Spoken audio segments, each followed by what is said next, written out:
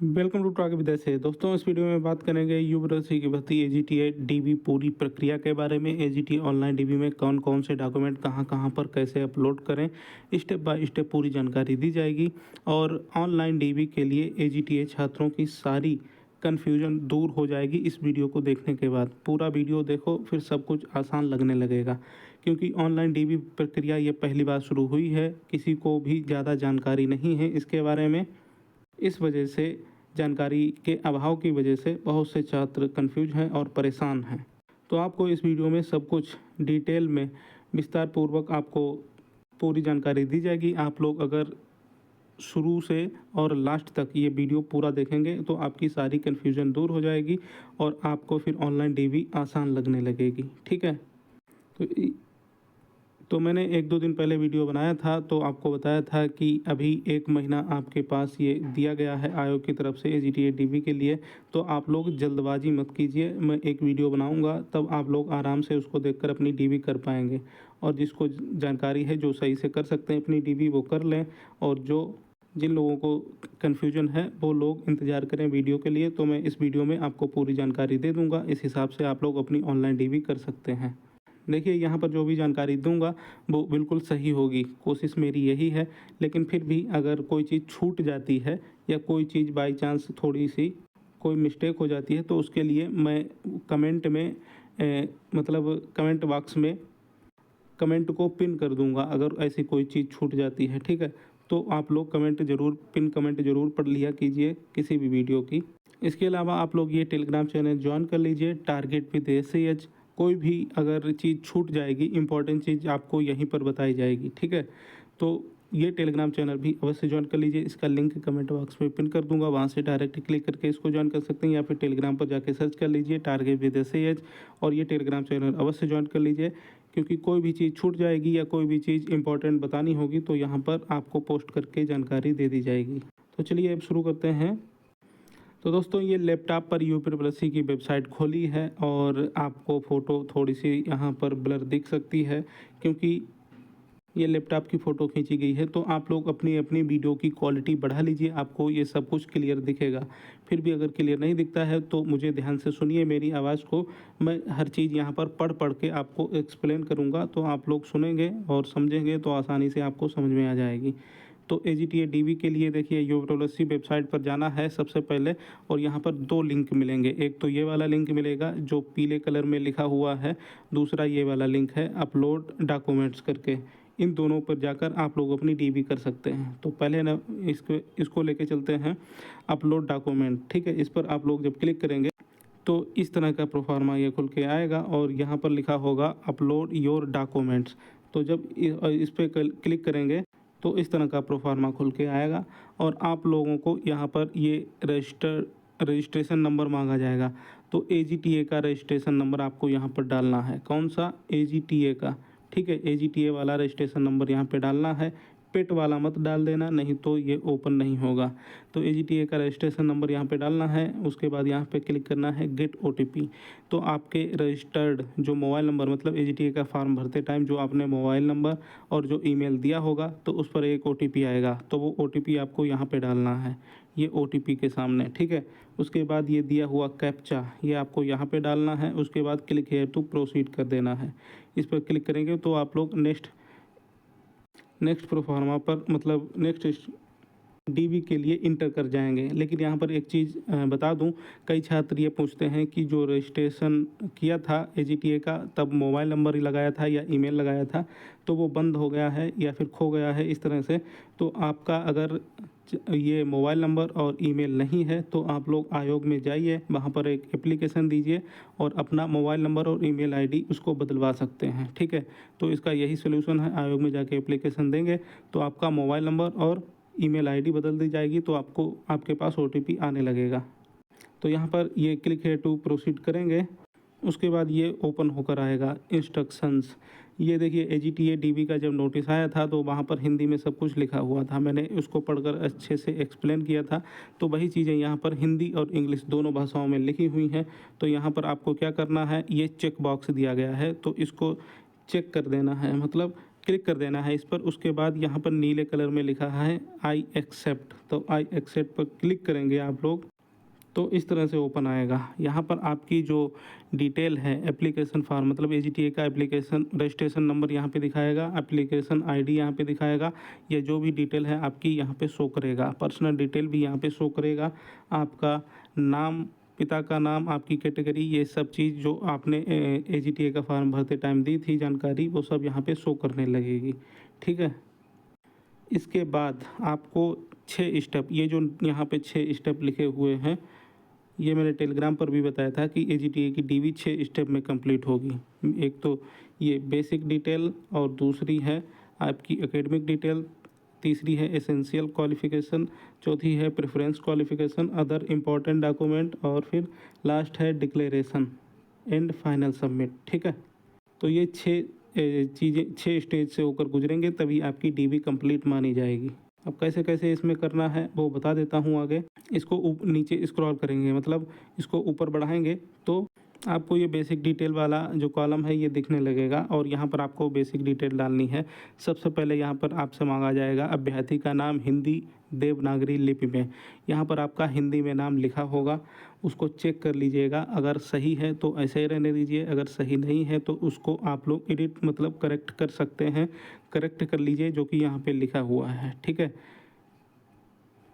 उसके बाद आपको फ़ोटो अपलोड करनी है। फ़ोटो आपकी 50 KB से 100 KB के बीच यहाँ पे होनी चाहिए, और वाइट बैकग्राउंड होना चाहिए, मतलब उसका बैकग्राउंड सफ़ेद या मतलब वाइट ग्रे ये होना चाहिए। अब यहाँ पर एक चीज़ और बता दूँ आप लोगों को, जैसे मान लीजिए ये फ़ोटो है, तो फ़ोटो अपलोड करते हैं कुछ लोग, उसमें फेस इतने से हिस्से में दिखाई पड़ता है, बाकी चीज़ों में आपकी मतलब नीचे का हिस्सा रहता है। तो इस तरह की फ़ोटो आप लोग अपलोड करने से बचें। ठीक है, ऐसी फ़ोटो अपलोड ना करें, फ़ोटो ऐसी अपलोड करें जिसमें आपका अधिकतम जो फ़ोटो का जो हिस्सा है उसमें आपका फेस रहे। ये चीज़ आपके नोटिस में भी लिखी हुई है। ठीक है, तो आपका फेस स्पष्ट और बड़ा मतलब आप फ़ोटो में दिखना चाहिए, इस तरह से फ़ोटो अपलोड करें। अब नेक्स्ट है यहाँ पर अभ्यर्थी के पिता का नाम, तो यहाँ पर अपने पिताजी का नाम भरिए, और अभ्यर्थी के पिता का जन्म स्थान भरें। यहाँ पर अपने पिताजी से पूछ लीजिए। ठीक है, नेक्स्ट है पिता के मूल निवास स्थान का पूरा पता, तो यहाँ पर आपको अपने पिताजी का पूरा पता लिखना है। ये देखिए सही सही लिखिएगा आप लोग, क्योंकि ये इस वजह से भरवाया जा रहा है कि जब पुलिस वेरिफिकेशन होगा, मतलब फाइनल रिजल्ट आएगा उसके बाद पुलिस वेरिफिकेशन होगा, तो आपके साथ साथ ये हो सकता है आपके पिताजी की भी जानकारी मतलब पुलिस स्टेशन से मांगी जाए, तो इस वजह से ये लोग ये भरवा रहे हैं एड्रेस। ठीक है, तो इसीलिए आप लोग वो एड्रेस भरिएगा जहाँ पर आपके पिताजी रहते हैं, ताकि आप पुलिस वेरिफिकेशन में आपको कोई दिक्कत ना हो फाइनल रिजल्ट के बाद। ठीक है, इस वजह से आप अपना जो आधार कार्ड में है वो डाल सकते हैं, या वो एड्रेस डालिए जहाँ पर आपके पिताजी रहते हैं। ठीक है, नेक्स्ट है अभ्यर्थी के पिताजी की राष्ट्रीयता, ये तो इंडियन ही होगी, और अभ्यर्थी के माता की राष्ट्रीयता ये भी इंडियन होगी। क्या अभ्यर्थी विवाहित है, तो ये अगर फॉर्म भरते टाइम आपने नो कर दिया था और अब आपकी शादी हो गई है तो कोई दिक्कत वाली बात नहीं, ऐसे रहने दीजिए। एडिट हो सकता है तो एडिट करके अपनी इन्फॉर्मेशन भर दीजिए, यस किया है तो भी इन्फॉर्मेशन भर दीजिए, जिन्होंने नो किया है उनको कोई दिक्कत नहीं। और बाकी भी अन्य जानकारी यहाँ पर जो है पति पत्नी से रिलेटेड मांगी गई है, इसको भी आप अपने अकॉर्डिंग भर लीजिए। ठीक है, तो यहाँ पर बहुत से लोग यही पूछते हैं कि पहले शादी नहीं हुई थी अब शादी हो गई है, तो अगर इसमें एडिट हो सकता है तो एडिट कर लीजिए, और एडिट नहीं हो सकता है तो ऐसे रहने दीजिए, कोई दिक्कत नहीं होगी। बाकी अपने पति या पत्नी की अदर जानकारी, राष्ट्रीयता वगैरह ये पूरी जानकारी मांगी गई है, इसको भी आप लोग भर दीजिए। अब इसको नीचे स्क्रॉल करेंगे तो यहाँ पर एक इम्पॉर्टेंट चीज़ आपको दिखती है, अभ्यर्थी की जाति। देखिए यहाँ पर OBC ये लिखा हुआ है, तो ऐसे ही आपकी जो कैटेगरी है वो लिखी होगी, जैसे कि SC ST या EWS या जो भी है वो आपको यहाँ पर दिखाई देगा। अब यहाँ पे भरना है उपजाति का विवरण। तो देखिए आपने जो कास्ट सर्टिफिकेट बनवाया है उसमें आपकी उपजाति भी लिखी होगी, तो जो भी उपजाति है आपको पता ही होगा वो यहाँ पे भर देना। ठीक है, और इंग्लिश में सही सही देख के भरना, क्योंकि स्पेलिंग सही होनी चाहिए, जो आपके सर्टिफिकेट में है वही स्पेलिंग होनी चाहिए तो ज़्यादा सही रहेगा।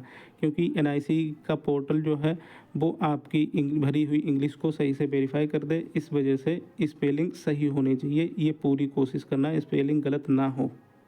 जिन्होंने आयु सीमा में छूट ले रखी है उनके लिए यहाँ पे यस होगा, बाकी लोगों के लिए नो होगा। ठीक है, अब इतना हो गया। इसके बाद नीचे स्क्रॉल करते हैं तो ये आगे आता है शैक्षिक या प्रारंभिक अर्हताओं का क्रमवार विवरण। ठीक है, तो इसमें देखिए सिक्योरिटी पर्पज़ की वजह से मैंने इस जो पर्सनल चीज़ें हैं उनको हाइड किया हुआ है। तो यहाँ पर जो चीज़ें हैं आपको भरनी है, सबसे पहले हाई स्कूल का बोर्ड आपको दिखेगा और ये चीज़ें आपको यहाँ पर ऐड करके ये ऑप्शन दिया होगा। तो आप लोग ऐड पर क्लिक करेंगे तो यहाँ पर कुछ चीज़ें भरने के लिए आएंगी। तो उनको कैसे भरना है मैं आपको दिखा देता हूँ। तीनों चीज़ें आएंगी। ठीक है, मतलब हाई स्कूल, इंटर और ग्रेजुएशन, ये तीनों चीज़ें आपको भरनी है। देखिए हाई स्कूल में जो है आप जब ऐड करेंगे तो ये श्रेणी, परसेंटेज वगैरह ये सब भर लेना आप अपनी अपनी मार्कशीट पर देखकर। ठीक है, और जो विषय हैं, जो भी आपके हाई स्कूल की मार्कशीट पर विषय लिखे हुए हैं उन विषय को यहाँ पर डाल के सेव कर देना, तो ये यहाँ पे सेव हो जाएगा। सेम ऐसे ही इंटर में भी करना है। और आप लोग अगर इंटर मैथ से थे तो अपने सब्जेक्ट डालना, बायोलॉजी से थे तो अपने डालना, एग्रीकल्चर के थे तो आपके 11 में देखिए बोर्ड एग्ज़ाम होता है। ठीक है, 12th में भी बोर्ड एग्ज़ाम होता है। तो आपको 11 के सब्जेक्ट और 12th के दोनों के सब्जेक्ट यहाँ पे डालना होगा। अब जैसे एक होता है एग्रोनॉमी फर्स्ट या एग्रोनॉमी सेकंड, तो उसको चाहे आप सिर्फ एग्रोनॉमी डाल दें तो भी चल जाएगा, लेकिन यहाँ पे फर्स्ट ईयर और सेकेंड ईयर के सारे सब्जेक्ट आपको डालने हैं, जैसे कि यहाँ पे पड़े हुए हैं अगर आप लोग एग्रीकल्चर से आप लोगों ने इंटर कर रखा है। ठीक है, क्योंकि आगे चल के आपको 11th की और प्लस 12th की दोनों की मार्कशीट अपलोड करनी है, इस वजह से 11th के और 12th के दोनों के सब्जेक्ट यहाँ पे लिखने होंगे। क्योंकि 11th और 12th दोनों बोर्ड एग्ज़ाम होते हैं एग्रीकल्चर में। ठीक है, तो अपने फर्स्ट ईयर और सेकेंड ईयर इंटर में दोनों सब्जेक्ट यहाँ पे मार्कशीट में देख देख के भर देना, स्पेलिंग सही होनी चाहिए। ठीक है, ग्रेजुएशन की बात करें तो यहाँ पर देखिए जो आपकी मार्कशीट है लास्ट ईयर की, वो यहाँ पर उसकी डिटेल भरनी है आपको। तो यहाँ पर अपनी देखिए आपकी जो डिग्री मतलब मार्कशीट में जो नाम लिखा हो वो यहाँ पे डालना, यूनिवर्सिटी का हो या कॉलेज का हो, जो भी आप सही से यहाँ पे देखिए बोर्ड या संस्था का नाम पूछा गया है तो यहाँ पर कॉलेज का नहीं, आपका यूनिवर्सिटी का नाम पड़ेगा। अगर आप लोगों ने कॉलेज से किया है तो यहाँ पर यूनिवर्सिटी का नाम पड़ेगा। दूसरी बात, अगर यूनिवर्सिटी से किया है तब तो यूनिवर्सिटी का ही नाम डालेंगे आप लोग, और ग्रेड या परसेंटेज सिस्टम आप अपना सेलेक्ट कर लेना और वैसे ही भर लेना। और सब्जेक्ट में देखिए एग्रीकल्चर में ग्रेजुएशन में लगभग 52 से 54 सब्जेक्ट होते हैं, या ज़्यादा भी कम ज़्यादा भी हो सकते हैं, तो इतने सब्जेक्ट यहाँ पे नहीं भरे जा सकते। इसीलिए आप अपनी डिग्री में देख लेना आपकी डिग्री क्या है, बीएससी एजी है या बीएससी एजी ऑनर्स है या फिर जो भी है बीटेक है, तो उसको यहाँ पे लिख देना। जैसे यहाँ पे लिखा हुआ है all subject of BSc agriculture honours, जैसे यहाँ पे लिखा हुआ है तो ऐसे ही लिख देना ऑल सब्जेक्ट ऑफ, और आगे अपनी डिग्री का नाम। डिग्री में देख लेना कि आपकी डिग्री में सिर्फ बीएससी एजी लिखा हुआ है या बीएससी एग्रीकल्चर ऑनर्स लिखा हुआ है, क्या लिखा हुआ है वही यहाँ पे भरना है। बीएससी एजी हो या बीएससी एजी ऑनर्स हो, मैं बार बार बोल रहा हूँ तो उसको देखकर सही से भर देना। आपकी जो लास्ट वाली मार्कशीट कब आपको मिली थी उसकी डेट यहाँ पे भर देना। ठीक है, और मार्कशीट का जो क्रमांक नंबर या सर्टिफिकेट नंबर होगा तो वो यहाँ पे भर देना। ठीक है, उसके बाद इसको सेव कर देना। तो यहाँ पर डिग्री की डिटेल नहीं, यहाँ पर मार्कशीट मतलब जो लास्ट मार्कशीट है आपकी, जैसे सेमेस्टर होंगे तो 8 सेमेस्टर होंगे तो 8वें सेमेस्टर की आपको यहाँ पे डिटेल भरनी है मार्कशीट की। और अगर ईयर वाइज आपकी बीएससी है तो 4th ईयर की डिटेल यहाँ पे भरनी है। यहाँ पर एक चीज़ और क्लियर कर दूँ, जैसे कुछ लोग बोलते हैं कि उनका रिजल्ट जो है एजीटीए की जो फॉर्म अप्लाई की लास्ट डेट है 31 मई थी, तो उससे पहले 30 मई को ही रिजल्ट आ गया था, तो उनकी मार्कशीट मिल गई थी। तो मार्कशीट की डिटेल इसीलिए यहाँ पे भरवाई जा रही है ताकि मार्कशीट को देखकर ये डिसाइड कर सकें कि हाँ लास्ट ईयर से पहले इनकी एलिजिबिलिटी आ गई थी तो इनको अलाउ कर दिया जाए। अब डिग्री की डेट जो है वो लास्ट ईयर के बाद की भी डेट होगी तो भी चल जाएगा। इसके बारे में छात्र आयोग में पूछने भी गए थे तो वहाँ से भी यही जानकारी दी गई थी कि बेसिक में मार्कशीट की डिटेल भरनी है और एसेंशियल में डिग्री की डिटेल भरनी है, जो कि अभी मैं आपको आगे दिखाऊंगा। ये पोस्ट मैंने टेलीग्राम पर डाल के आपको जानकारी भी दी थी, इसीलिए टेलीग्राम चैनल अवश्य ज्वाइन कर लीजिए। लिंक कमेंट बॉक्स में भी पिन किया है, वहाँ से क्लिक करके डायरेक्ट ज्वाइन कर सकते हैं। आगे की जानकारी आपको वहीं पर मिलती रहेगी। तो इतना आप लोग समझ गए होंगे। यहाँ पर बहुत लोगों को कन्फ्यूजन होती है, एक बार फिर से बता देता हूँ। यहाँ पर अपने हाई स्कूल की डिटेल, यहाँ पर इंटर की डिटेल, यहाँ पर ग्रेजुएशन की डिटेल, ये इतनी डिटेल फिल कर देना आराम से। उसके बाद नीचे स्क्रॉल करेंगे तो फिर आपको ये चीज़ दिखती है कि कहीं अगर आप लोग जॉब कर रहे हैं तो अपनी जॉब की डिटेल यहाँ पे भर कर दें। एनओसी वगैरह यहाँ पे मांगी जा रही है, ठीक है। एनओसी अगर यहाँ पे नहीं लगाना चाहते कोई बात नहीं, आगे जब ज्वाइनिंग होगी तब एनओसी आपको देनी ही पड़ेगी। तो इसलिए आप एनओसी जितना जल्दी हो सके बनवा लेना, क्योंकि ऑफलाइन में डीवी के समय एनओसी नहीं लेते थे तब भी चल जाता था, लेकिन ज्वाइनिंग के समय देनी पड़ती थी विभाग में, ठीक है। तो इसीलिए एनओसी अब अगर अभी तक नहीं बनवाई है, कहीं जॉब कर रहे थे तो आप लोग ज़रूर बनवा लीजिए। जो लोग जॉब कर रहे थे उनके लिए, जो लोग अभी तक जॉब नहीं कर रहे थे उनको कोई प्रॉब्लम नहीं है। इस वाले सेक्शन को ऐसे ही छोड़ देना। नीचे बात करते हैं, यहाँ पर कोर्ट केस की डिटेल मांगी गई है। अगर कोई कोर्ट केस है तो यहाँ पर यस करके आप उसकी डिटेल दे सकते हैं। अगर कोई कोर्ट केस नहीं है तो नो कर दीजिए, ठीक है। अब यहाँ पे यस करेंगे तो आप लोगों को कोर्ट केस नंबर वगैरह ये सब डिटेल मांगी जा सकती है, जो कि आपके कोर्ट केस में आप अपने वकील से पूछ सकते हैं, या फिर आपके पास डिटेल होगी ही आपके कोर्ट केस से रिलेटेड, तो वो सब यहाँ पे डिटेल भर देना। इसमें देखिए इसका रिजल्ट क्या होगा। अगर आप कोर्ट केस की जानकारी भर देंगे तो ऐसा हो सकता है कि आपका जब फाइनल रिजल्ट आएगा तो आपको तब तक ज्वाइनिंग ना दी जाए जब तक ये कोर्ट केस आपका चल रहा है। तो यही सब हो सकता है। बाकी आप लोग यहाँ पे डिटेल ज़रूर दीजिएगा। बाकी नहीं देना चाहते हैं तो आप अपने वकील से डिस्कस कर सकते हैं इसके बारे में, डिटेल देनी है या नहीं देनी है और भविष्य में इसका क्या इम्पेक्ट पड़ सकता है, ठीक है। अब इतनी जानकारी बेसिक में देने के बाद आपको यहाँ पर जो ऑप्शन है ये मिलता है नेक्स्ट। फिर यहाँ पर आप लोग क्लिक करेंगे, मतलब पहले तो यहाँ पे सेव करेंगे, ठीक है। सेव करने के बाद आप लोग यहाँ पर नेक्स्ट पर क्लिक करेंगे। उसके बाद ये देखिए यहाँ पर ये बेसिक से आगे चढ़कर यहाँ पर आ गया एकेडमिक डॉक्यूमेंट्स पर। तो अब आपको यहाँ पर एकेडमिक डॉक्यूमेंट्स अपलोड करने हैं। यहाँ पर हाई स्कूल की सर्टिफिकेट, मार्कशीट और सर्टिफिकेट। देखिए जितने पहले के लोग, मतलब पुराने लोग हैं जिनके पास हाई स्कूल की मार्कशीट, ठीक है, प्लस ये क्या बोलते हैं, सनद हिंदी में बोलते हैं, या फिर सर्टिफिकेट, दोनों अलग अलग आता था, तो दोनों को मर्ज कर लीजिए। दोनों को मर्ज करके यहाँ पर पीडीएफ अपलोड कीजिए। 2 MB से कम का होना चाहिए। और जिनका एक ही में अब आता है तो उनको कोई दिक्कत वाली बात नहीं है, वो एक ही पीडीएफ, एक ही पेज, मतलब एक ही चीज़ की जो पीडीएफ है बनाकर यहाँ पर अपलोड कर दें, सेव कर दें। उसके बाद यहाँ पर शो होने लगेगी, अभी दिखाऊंगा आपको। ऐसे ही इंटर का करना है। अगर अलग अलग है मार्कशीट और आपका सर्टिफिकेट तो वो करना है, अगर एक ही है तो एक ही अपलोड करना है। अब यहाँ पर एग्रीकल्चर वाले क्या करेंगे, इनका 11th जो था बोर्ड था, ठीक है, 12th था वो भी बोर्ड था, तो यहाँ पर आपको 11th और 12th दोनों की मार्कशीट मर्ज करके अपलोड करनी है, ठीक है। सर्टिफिकेट अगर एक ही में है 12th के साथ तब तो ये दोनों लगेंगी, और अगर सर्टिफिकेट अलग है तो उसको भी यहाँ पे तीनों चीज़ों को मर्ज करके यहाँ पे लगाना पड़ेगा।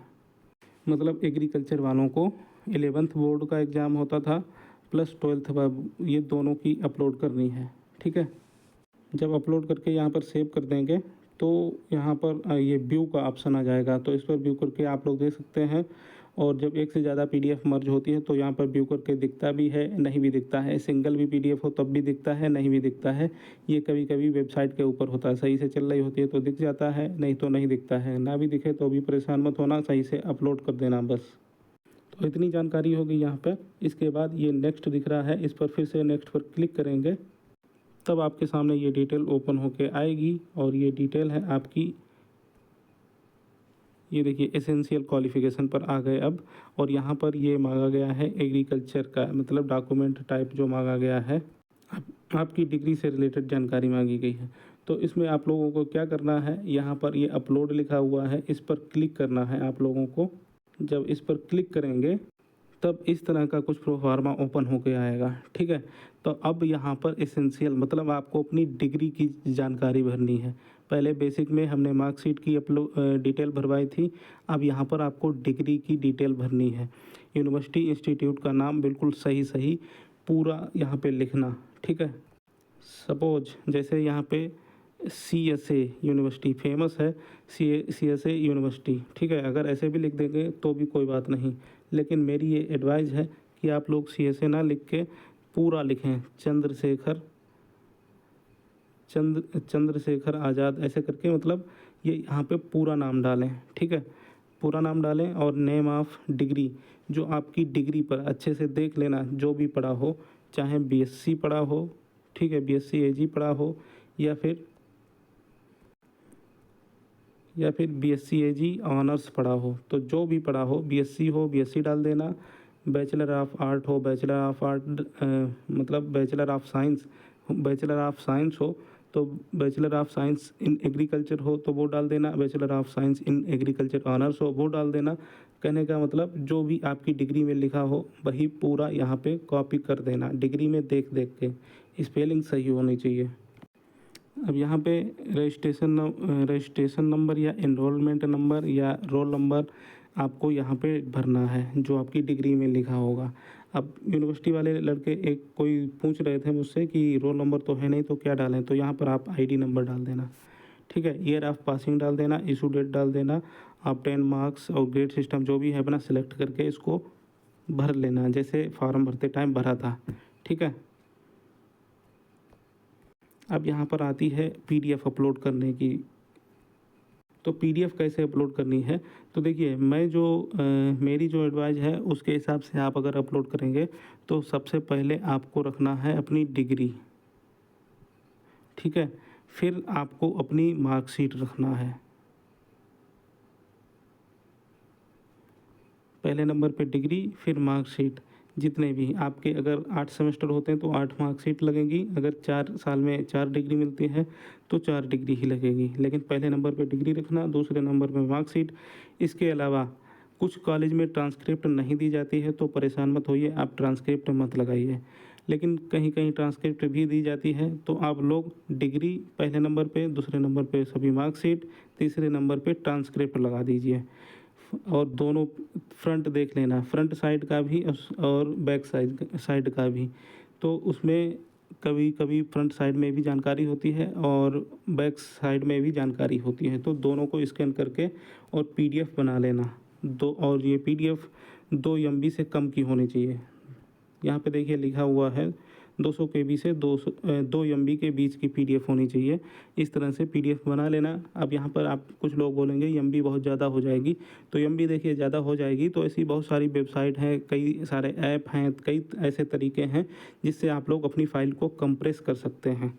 कंप्रेस किसको बोलते हैं, जैसे ज़्यादा MB की फ़ाइल हो उसको कम MB में बनाना। जब कंप्यूटर आप लोग पढ़ रहे होंगे AGTEC की तैयारी करते टाइम, तब आपने पढ़ा होगा फाइल कंप्रेस किसे बोलते हैं। तो आप अपनी फ़ाइल को है कंप्रेस कर सकते हैं, मतलब 2 MB में आराम से आपकी इतनी चीज़ें आ जाएंगी। पहले नंबर पे डिग्री ही रखना है, क्योंकि हर जगह पहले नंबर पे डिग्री देखी जाती है। कहीं पर भी आप ऑफलाइन चेक करवाने जाएं डॉक्यूमेंट तो सबसे पहले वो लोग डिग्री ही देखते हैं, फिर कहते हैं अपनी मार्कशीट दिखाओ, तो दूसरे नंबर पे मार्कशीट रखना, तीसरे नंबर पे ट्रांसक्रिप्ट हो तो वो रखना, नहीं है तो मत रखना, ठीक है। लेकिन ये 2 चीज़ें ज़रूर रखना, डिग्री और सभी मार्कशीट। तो उसको PDF बना के यहाँ पर है अपलोड कर देना। यहाँ पर अपलोड करोगे, यहाँ पर कैप्चा भरोगे, यहाँ पर सेव कर देना, ठीक है। सेव करने के बाद आप जो भी डिटेल भरोगे वो डिटेल यहाँ पे दिखेगी, और जो PDF अपलोड की है आपने वो सब डिटेल के नीचे यहाँ पर व्यू, मतलब यहाँ पे देखिए व्यू और एडिट, ये 2 ऑप्शन आ रहे हैं। उसको एडिट भी कर सकते हैं आप और उसको व्यू भी कर सकते हैं। मैंने अभी आपको बताया था सिंगल PDF होती है तो आसानी से दिख जाती है, कई सारी PDF मर्ज होंगी तो वो यहाँ पर व्यू नहीं हो पाती है। लेकिन व्यू ना भी हो तब भी कोई बात नहीं, आपके डॉक्यूमेंट अपलोड हो ही जाएंगे। और कभी कभी वेबसाइट के ऊपर भी होता है कि व्यू में आपकी फ़ाइल दिखती है या नहीं भी दिखती है, तो परेशान मत होना कि अगर ना भी दिखे तो अब यहाँ पर आपकी एसेंशियल क्वालिफिकेशन डिग्री जो है अपलोड होने के बाद यहाँ पर आपको दिखेगा नेक्स्ट। तो अब इस पर फिर से क्लिक करना है, फिर इस तरह का ओपन आएगा और इसमें होगा प्रेफरेंशियल क्वालिफिकेशन, मतलब आपको जो वरीयता मिलती है वो वाली क्वालिफिकेशन। तो यहाँ पे आपका जो है ग्रुप, मतलब यहाँ पे लिखा हुआ है served in the tutorial army in minimum period of 2 years. तो ये कोई सर्टिफिकेट है तो वो आप यहाँ पे लगा सकते हैं, या आपके पास जो obtain B certificate of national credit course, तो यहाँ पे इस बी सर्टिफिकेट भी यहाँ पे अपलोड कर सकते हैं अगर आपके पास है। और अगर आपके पास नहीं है तो कोई दिक्कत वाली बात नहीं, आप लोग यहाँ पर नेक्स्ट कर देना और नेक्स्ट करने के बाद ये वाला प्रोफार्मा आपके पास ओपन होके आएगा और ये है अदर इम्पॉर्टेंट डॉक्यूमेंट।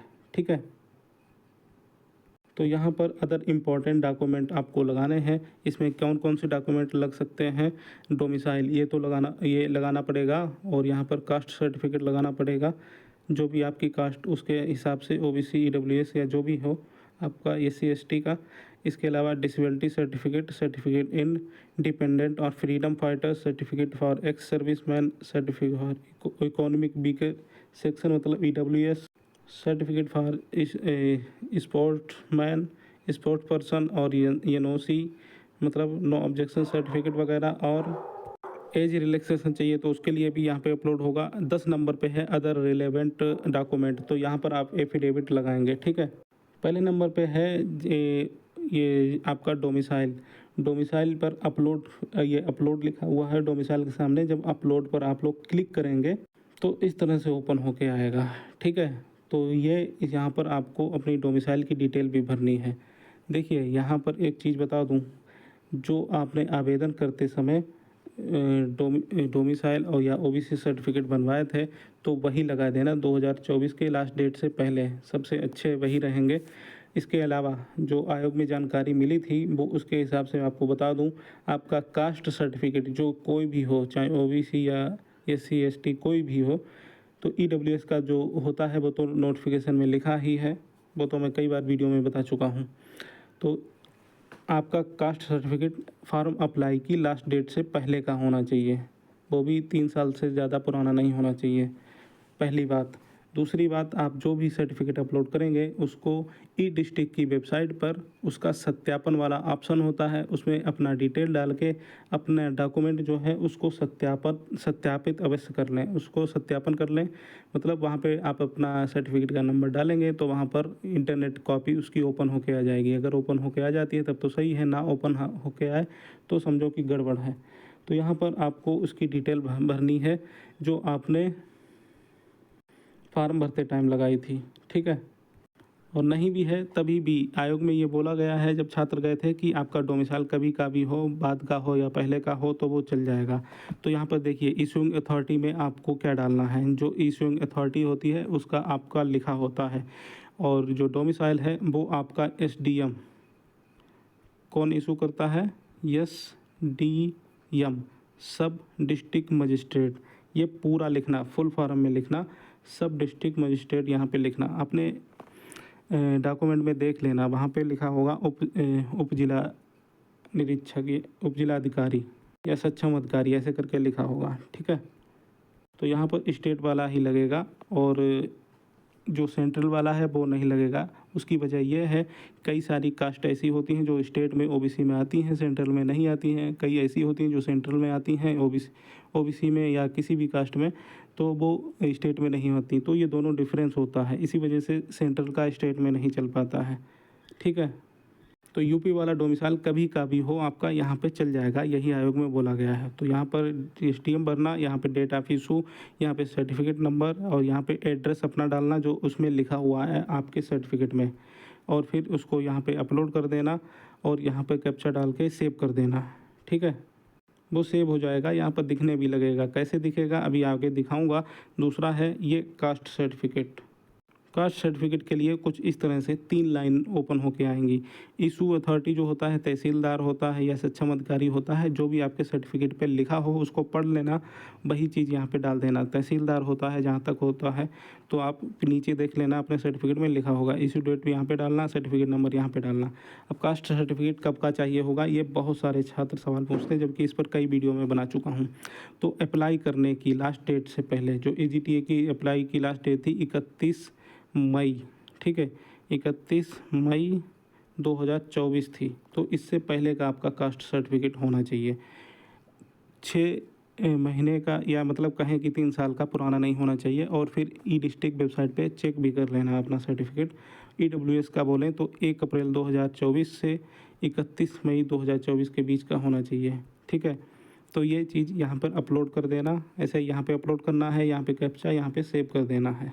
ये दोनों जब सेव कर दोगे आप लोग, तो यहाँ पर इसकी जानकारी यहाँ पे दिखेगी और यहाँ पर ये व्यू करके आप लोग इनको देख भी सकते हैं। अब देखिए यहाँ पर जो डिटेल डाली गई थी, ये देखिए सब डिस्ट्रिक्ट मजिस्ट्रेट के द्वारा जो है निवास बनता है, तो ये सब डिस्ट्रिक्ट मजिस्ट्रेट यहाँ पे लिखा हुआ है, तो यही आप लिख देना अपना देखकर, ठीक है। और सर्ट इशू डेट जो है यहाँ पे शो करेगी, सर्टिफिकेट नंबर वगैरह ये सब कुछ शो करेगा। दूसरा है कास्ट सर्टिफिकेट में भी तहसीलदार, ये देखिए पड़ा हुआ है, और यहाँ पर जो डेट वगैरह है ये सब कुछ आपको दिखेगी। तो ये 2 चीज़ें तो अपलोड कर दी, बाकी इनमें से और भी कोई चीज़ आपको अपलोड करनी है। ये 10 चीज़ें हैं, 10 में से कोई भी चीज़ अपलोड करनी है। आपने फार्म भरते टाइम इनका ऑप्शन दिया होगा तो यहाँ पर अपलोड का ऑप्शन मांगेगा, अगर नहीं दिया होगा तो नहीं मांगेगा। 10वां है रिलेवेंट डॉक्यूमेंट। अगर आपके नाम वगैरह में कोई गलती है और एफिडेविट यहाँ लगाना चाहते हैं तो यहाँ पर अपलोड कर दीजिए 10 नंबर पे, ठीक है, उसकी PDF बना के। एफिडेविट कैसा बनेगा वो भी प्रोफार्मा मैंने वीडियो बना के भी बताया था, टेलीग्राम पर भी डाला है। टेलीग्राम का लिंक कमेंट बॉक्स में दिया है, वहाँ पे क्लिक करके ज्वाइन कर लीजिए। फिर से एफिडेविट का प्रोफार्मा डाल दूँगा। वीडियो थोड़ा सा बड़ा हो गया, लेकिन आशा करता हूँ आप अगर देख रहे हैं पूरा तो आपके सारे डाउट क्लियर हो गए होंगे। तो जब ये सभी डॉक्यूमेंट आप लोग अपलोड कर लेंगे आराम से, तो यहाँ पर नेक्स्ट का ऑप्शन होगा, इस पर क्लिक करना। तब आप पहुँचोगे लास्ट वाले 6वें ऑप्शन पर, यहाँ पे डिक्लेरेशन एंड फाइनल सबमिट।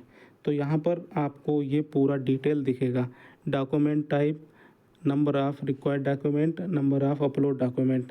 तो ये यहाँ पे देखिए कंप्लीटेड कंप्लीटेड कंप्लीटेड ये लिख के आ गया है 5 जगह पे, क्योंकि 5 स्टेप जो हैं ये कंप्लीट कर लिए हैं, अब 6वां स्टेप चल रहा है। तो यहाँ पे देखिए ये सभी डॉक्यूमेंट आपने कितने कितने किस सेक्शन में अपलोड किए हैं ये चीज़ दिखेगी। बेसिक में 0 अपलोड किया है, और एकेडमिक में 2, और एसेंशियल में 1, और एक ही PDF में सभी अपलोड कर दिए थे एसेंशियल में, और यहाँ पे प्रेफरेंशियल में 0 और अदर इम्पॉर्टेंट डॉक्यूमेंट में 2, ठीक है। आय जाति नहीं, डोमिसाइल और जाति, मतलब डोमिसाइल एंड कास्ट सर्टिफिकेट, ये 2 अपलोड किए हैं।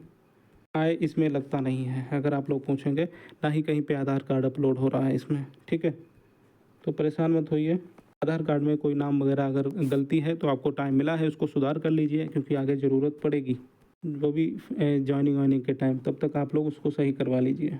अब यहाँ पर एक ऐसी चीज़ बताने वाला हूँ जो आपको कोई नहीं बता रहा है, और वो देखिए यहाँ पर ये इंस्ट्रक्शंस आप लोग पढ़ सकते हैं, और इन इंस्ट्रक्शंस को नीचे करेंगे तो यहाँ इंस्ट्रक्शन पढ़ने के बाद यहाँ पर घोषणा के लिए टिक करने के लिए मांगेगा, उसको टिक कर देना। उसके बाद आप जो है ये कैप्चा जो है यहाँ पे भरेंगे और यहाँ पे सबमिट कर देंगे। सबमिट करने के बाद आपका फॉर्म कंप्लीट हो जाएगा। इसका चाहे तो प्रिंट ले सकते हैं, ठीक है।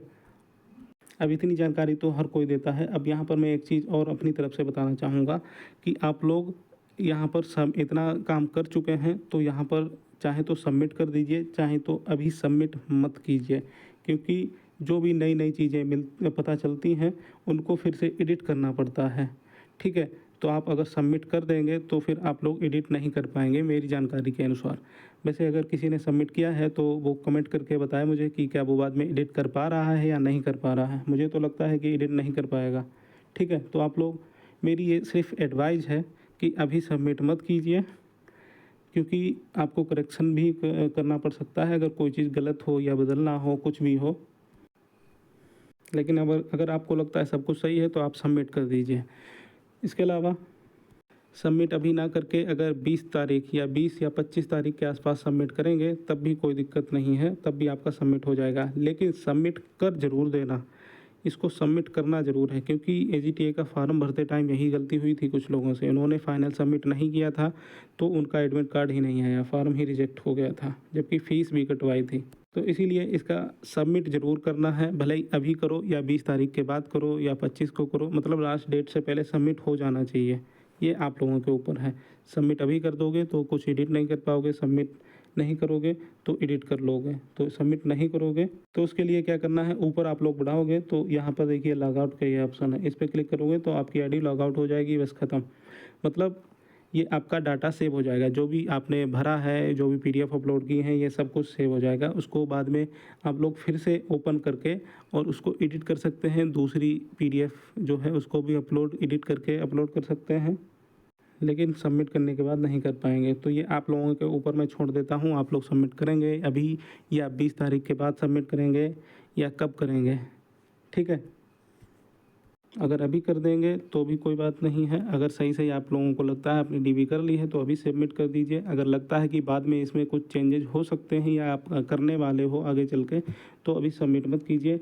लेकिन ये चीज़ और फिर से बोल रहा हूँ, लास्ट डेट से पहले सबमिट ज़रूर कर देना, नहीं तो आपकी डीबी कंप्लीट नहीं मानी जाएगी। तो फिर ये आपके ऊपर है, जब भी सबमिट करें यहाँ पर ये पूरा कैप्चा डाल के सबमिट कर दें, आपका सबमिट हो जाएगा। फिर आपको प्रिंट मिल जाएगा, तो उस प्रिंट को डाउनलोड करके अवश्य रख लें, ठीक है। तो ये हो गई पूरी डीबी की प्रक्रिया। वीडियो थोड़ा सा बड़ा हो गया, लेकिन आपके सारे डाउट जो हैं वो क्लियर अवश्य हो गए होंगे। फिर भी आपका कोई डाउट है कमेंट बॉक्स में कमेंट कर दीजिए, मैं रिप्लाई करने की कोशिश करूँगा। इसके अलावा टेलीग्राम पर पोस्ट डालता रहूँगा जो भी आपके डाउट हैं, और लाइव आके भी आपको रिप्लाई दे दूँगा। तो ये हो गई आपकी एजीटीए डीबी से रिलेटेड पूरी जानकारी। ऐसे ही अपडेट पाने के लिए चैनल को सब्सक्राइब कर लीजिए। नमस्कार।